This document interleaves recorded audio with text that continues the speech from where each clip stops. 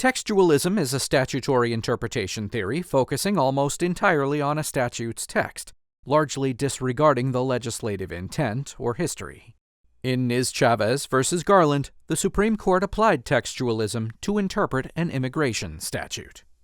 The government may choose to allow a non-citizen subject to deportation, also called removal, to remain in the country. To be eligible for this relief, a non-citizen must meet several criteria, one of which is a continuous presence in the country for at least 10 years. The Illegal Immigration Reform and Immigrant Responsibility Act of 1996, also known as IRIRA, introduced a new stop time rule providing that a non-citizen's period of continuous presence ends when the non-citizen is served a notice to appear at removal proceedings.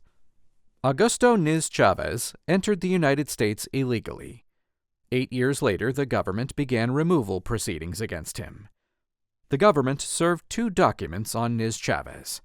The first document notified him that he was being charged as removable and would have to appear for a hearing. The second document, sent 2 months later, notified him of the date and time of the hearing.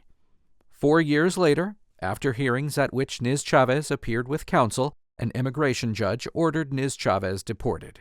The Board of Immigration's Appeals and the 6th Circuit affirmed. Niz-Chavez petitioned the Supreme Court for cert, asserting that he became eligible for cancellation of removal because the notice he received was insufficient to trigger IRIRA's stop time rule. The Supreme Court granted cert.